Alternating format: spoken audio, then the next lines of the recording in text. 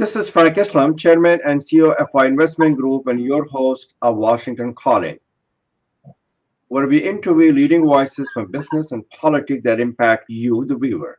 Today, we are fortunate to have a guest, Rashmi Saksena. Thank you very much for coming, and thank you for your leadership. Thank you for all you do to make a difference in people's lives. Thank you very much. So I wanted to ask you a question before you have a chance to say something. Please tell our audience a little bit about yourself and your experience as one of the pioneers of women journalism. Especially, I know you work with the Star Times, the Sunday Times, and Telegraph.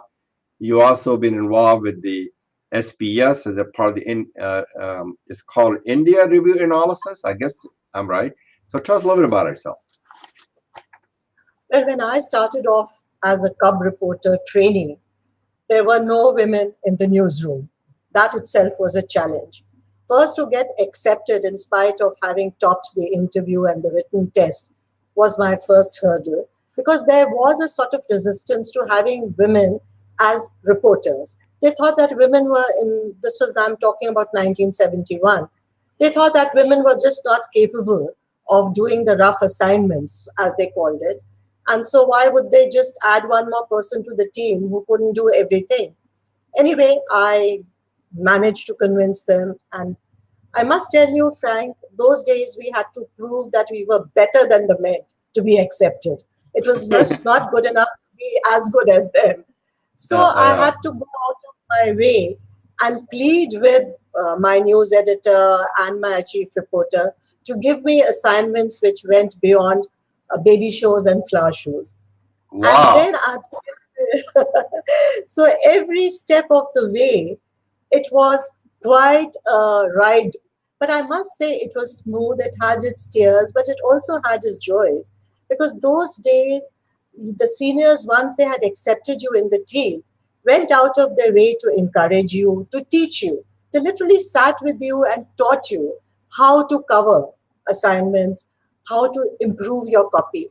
And that has been such a learning experience, which has, stood me in good stead all these 48 years that I have been reporting. Oh my And goodness. gradually it was going up the rung step by step. And today now, thankfully, with the help of my colleagues and seniors, I'm now a resident editor of the Hitwad, which is English daily brought out from the state of Madhya Pradesh. And it's about 100 years old now, Frank. Wow. So despite all the promises, potentials, and possibilities, you face a lot of challenges, hostility, sexual assault, and how you're able to overcome those challenges and move forward. There was only one way out of this, and that was your own performance. You just had to show that you could do not only what the men reporters could do, but probably do it a notch better. And the only way to do it was to clamor for assignments which were considered challenging. And with every assignment, one had to prove oneself. Like I was the first woman crime reporter in Delhi. They thought that women just couldn't do crime reporting. Not only did my office and staff think so, but even the police department thought that, what were women doing in a police headquarters which did not even have a washroom for women, So the first thing I had to do was to be accepted. And in those days, Frank, now that I look back, what we had to do was, instead of behaving like women, we had to behave like the men.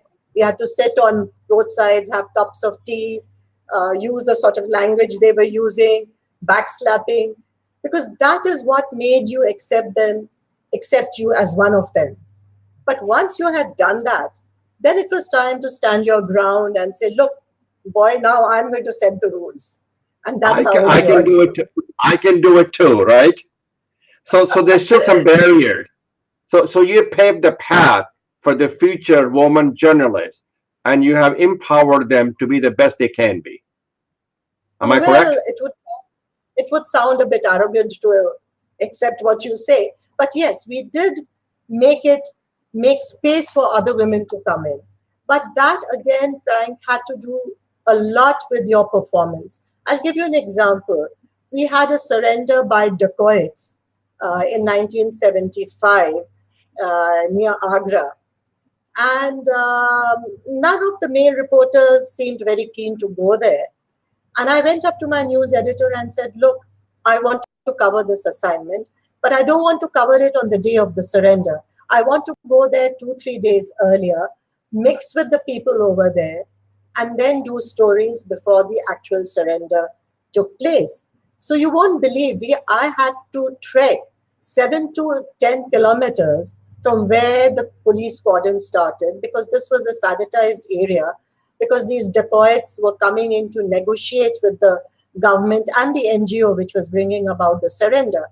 And when I trekked and I landed up there, these guys just looked at me and said, "What are you doing here?" So I said, You "Well, don't belong here. You don't belong here, right? yeah, and you can't throw me." And they couldn't send me back because that is what the security demand was. So for 3 days, I had to sleep in a temple.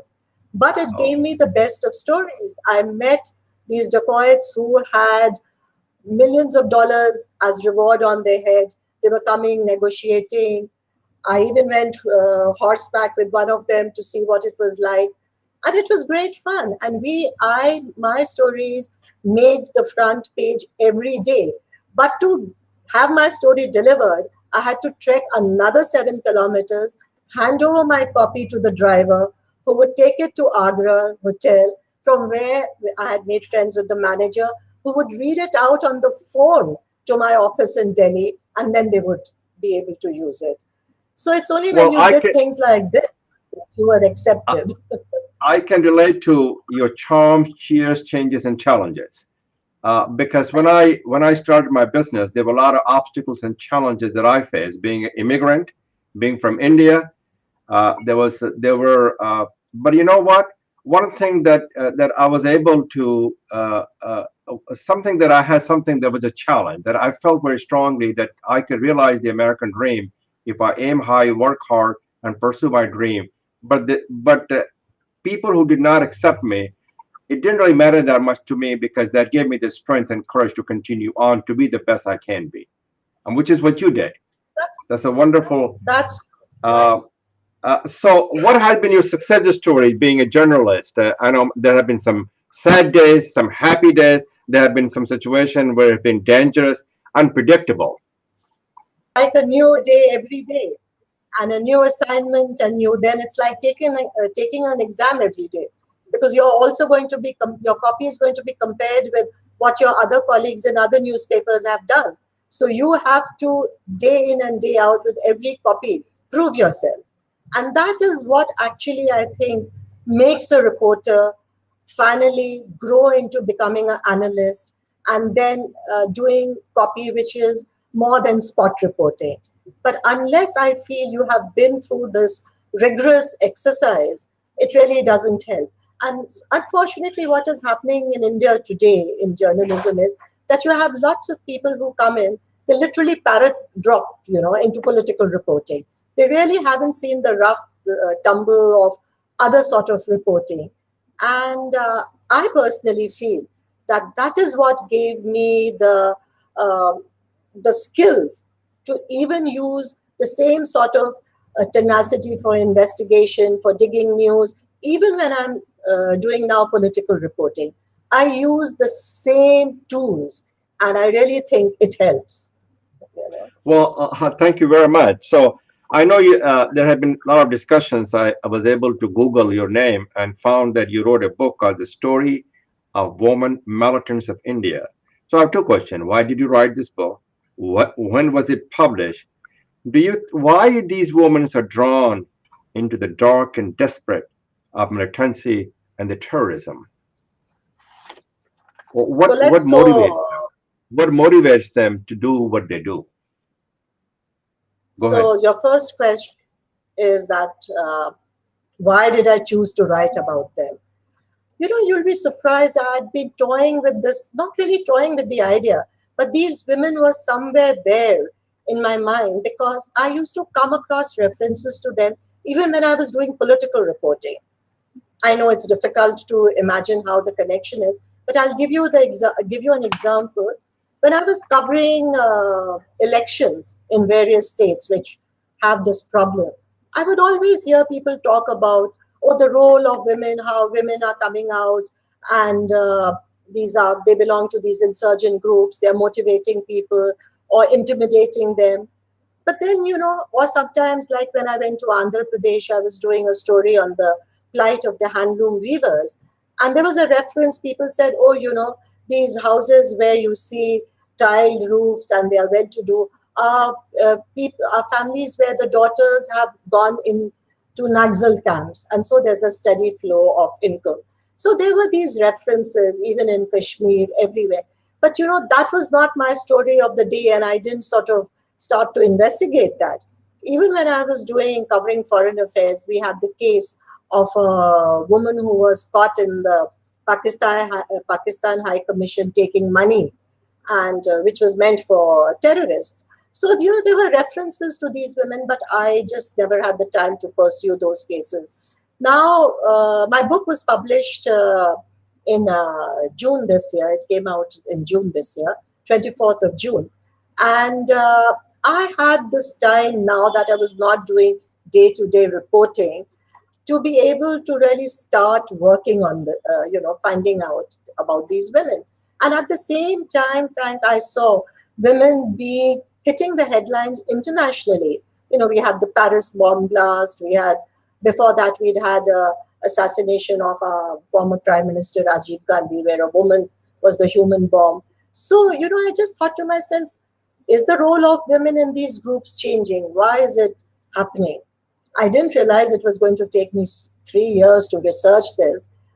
But when I started, I realized it was so difficult to find these women. And once you had even found them, to get them to talk, to share their story. And it was easier actually to have gone into the camps and talk to women who were still active. But that's not what I wanted to do. I wanted to talk to women who had lived this life, come out of it, and could sit back and reflect on what they had done. And as I was doing this, I realized how important was the role of women in insurgency. And I came to the conclusion that no insurgency can survive without the help of women, because they really are given assignments which I feel the men can't actually do. They really Very keep well. the insurgency alive. They keep the hope alive and And well. if I may add another line, is that Please. also when I spoke to these women, I realized that they now actually made a great constituency for peace. They'd seen all the violence, the killing, they'd been on the run, they had been ambushing people, and they had now taken a stand that, look, we got out of all this because we want to have a family, we want to have children, and our children must not live in troubled times.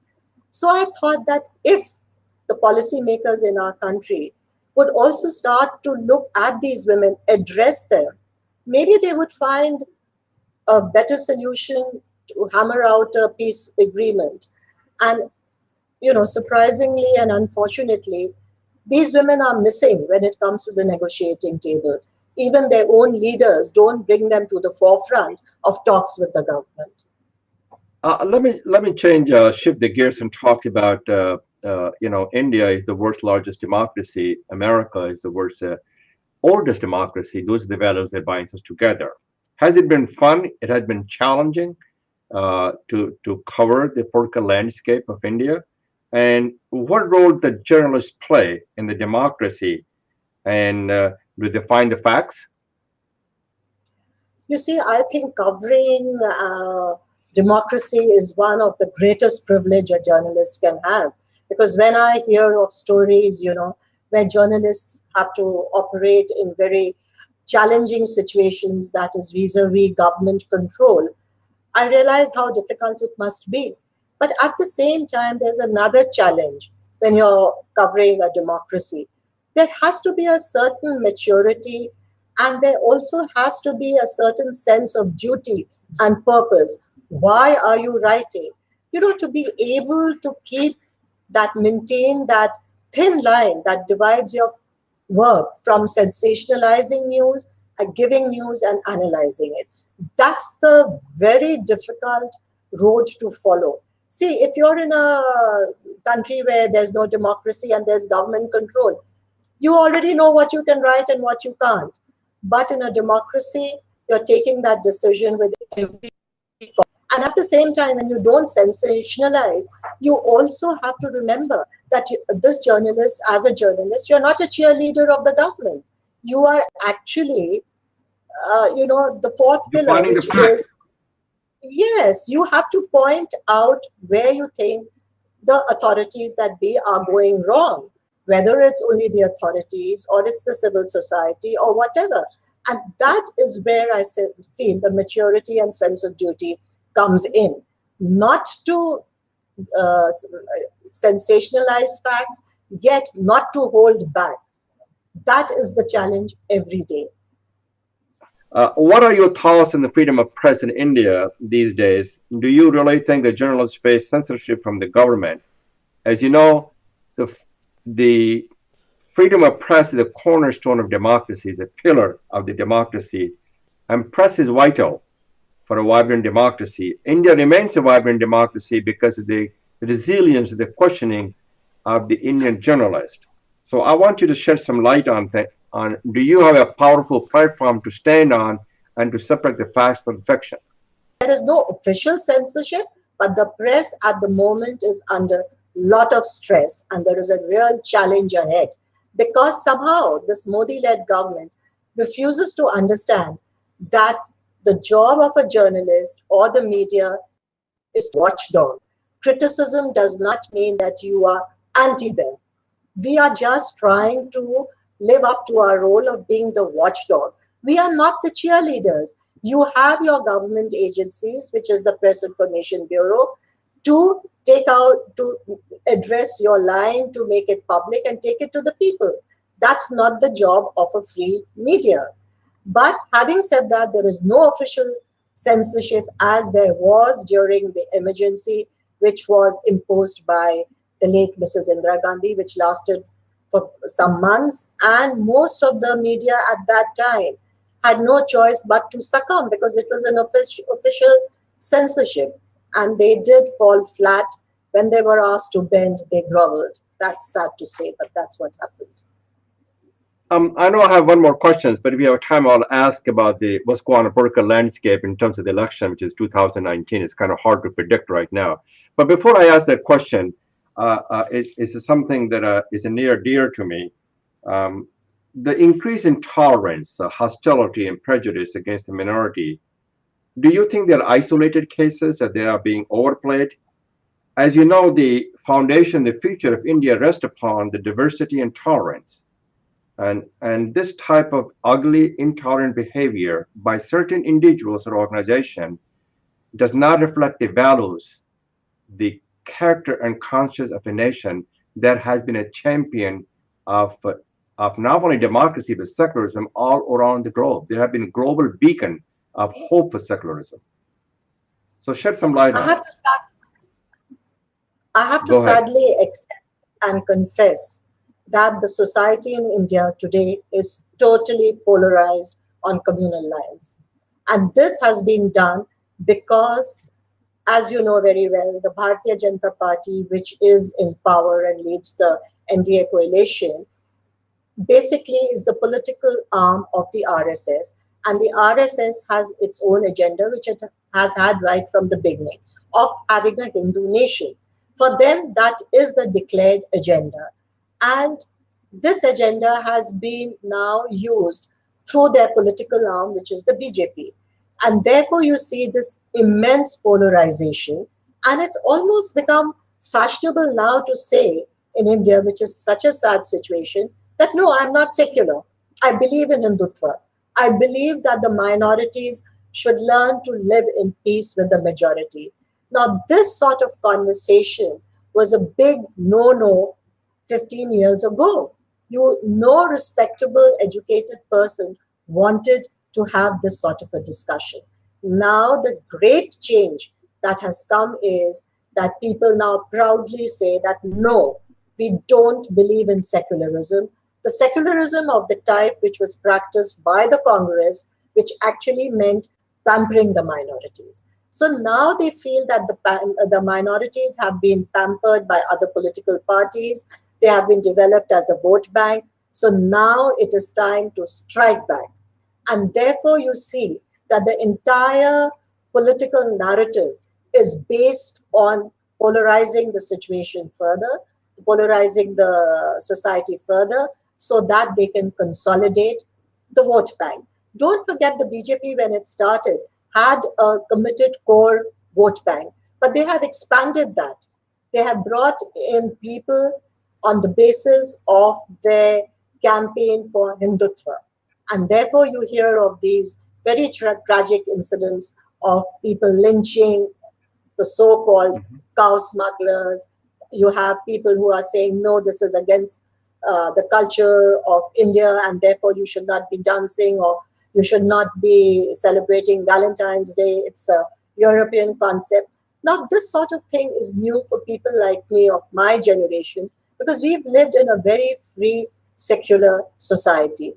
You see, what has happened, Frank, is that this whole communal divide is now, the thin line has got blurred and merged with nationalism. It's almost like saying you're anti-national if you do not believe in Hindutva.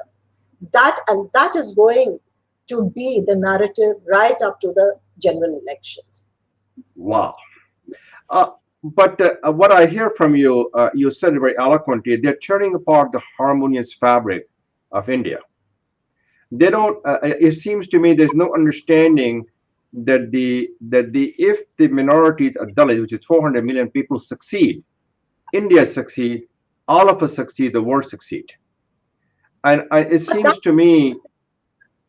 Go ahead. no, you go ahead, Frank. Your question, please. It seems to me that the if we are strong, we if we are together, we are stronger. And when we're stronger, we can help shape a better future for India. So India should be united by common hope of, I consider, equal treatment and better tomorrow. Go ahead. I totally agree with you. But what is happening there, what is happening internally, is also fueled by external factors. You have this great Wahhabi culture being transported from Saudi Arabia From into Saudi India. Arabia, yes. Yes, you also have Pakistan playing its role in all this, and therefore you see also the minority community, that is the Muslims in India, becoming more radical and therefore becoming a little more strident and aggressive, which really doesn't go well down well with those who actually believe in the secular fabric. So it's not that there is only one side to blame; they are both, and both communities are being played by political interests, outside money, and other factors. And therefore, this whole situation is so tragic. And unfortunately, even the opposition parties, the main opposition party like the Congress, has realized that if they keep talking about secularism, their vote bank keeps shrinking. So they've also, to some extent, started to follow the soft Hindutva, as they call it. So it really is really tearing the fabric of this society into shreds. And what I fear is that it's going to take a very long time for things to be brought back to normal or to what it used to be, because the damage that is being done is not going to get repaired in the next 5, 10 years, even if there is a change of government, because this whole communal attitude has percolated right down to the grassroots, to the villages, and to the common man. That's a shameful and sad, right? So where we go from here? Do you see a brighter horizon when you're enduring the storm? I feel that the BJP, and I think they are beginning to realize that they cannot win only with the Hindutva By party. divisiveness. By divisiveness. Go Yeah, ahead. not at all. They have to also bring in progress and development. You see, economic stability and progress has become a big issue for the new generation in India. Now, you see, they are exposed to the outside world through television, through travel, and they see the lifestyle in other countries, which is so good compared to what the ordinary human in India has to live through. They have their aspirations. They are no longer bothered only about these other issues. For them, employment, economic stability is now priority number one. So the BJP will have to bring this into their narrative. And I feel if the economy improves and there is more employment, the social conditions improve, maybe the people will not have time for this divisive politics and the society being divided on communal lines. Then it will be all a question of economic prosperity, and that should be the highlight of everything. That will be the hope for tomorrow. They will bring people together. And so Yes, you believe that the next generation is the hope for India's tomorrow. absolutely. I always feel that, and I've always felt that whichever party wants to come to power has to understand and recognize the aspirations of the younger generation. What are they looking for? They want to see their own country, a big player on the international scene. They want to live in comfort. They want to have a good economic standard, a good lifestyle. That is what they are looking for. And if any party can give them that, they are the winners all the way. Very well said. Since President Obama is a good friend, when we started with the campaign in back in 2000, I believe it was 7 and 8, he energized and excited the new generation, the younger generation, and they were the people who really helped him to get to the next height to become president of the United States. Obviously, a lot of other people helped, but they were the key driver to make that happen. So I would say that the prime minister, as well as the other people in the BJP party, has to bring in the new generation to make a difference, and I hope they do. I hope So so. And so should the main opposition party look at this. After all, we have Rahul Gandhi, who's a youngster. And let's not forget very in the 2018 elections, Modi was able to woo this new generation. And that's how he came in with such a resounding victory.